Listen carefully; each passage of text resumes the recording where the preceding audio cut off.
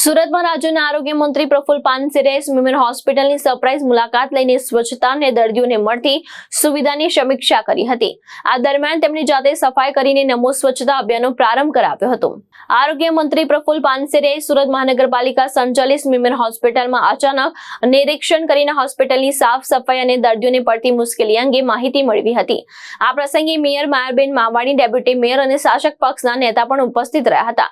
આરોગ્ય મંત્રી હાથમાં સફાઈના સાધનો લઈને જાતે હોસ્પિટલમાં સફાઈ કરી સ્વચ્છતાનો સંદેશ આપ્યો હતો અને સફાઈ કર્મચારીઓનું સન્માન પણ કર્યું।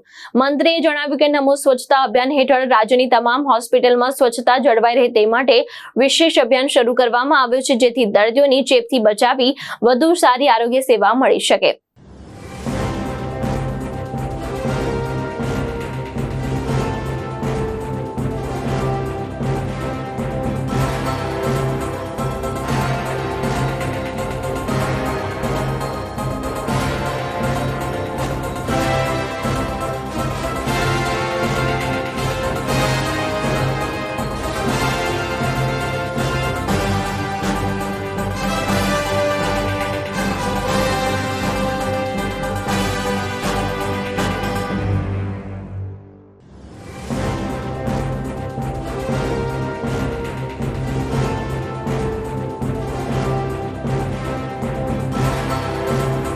गुजरात में नमो स्वच्छता अभियान 12,000 जेटला दवाखाना, hospital, PSC centre, CSC centre में चाली रही।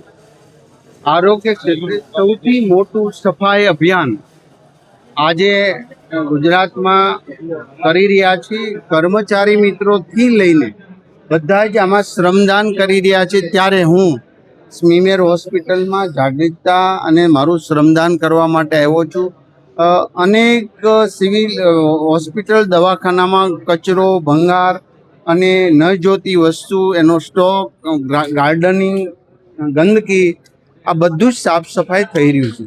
7 दिवस सुधी तमाम विभागों इलेक्ट्रिक थी लईने प्लम्बिंग, रिपेरिंग, टाइल्स रिपेरिंग, स्वच्छता, माइक्रो लेवलनी स्वच्छता बधा ज कार्यक्रमों अमे आपेला छे।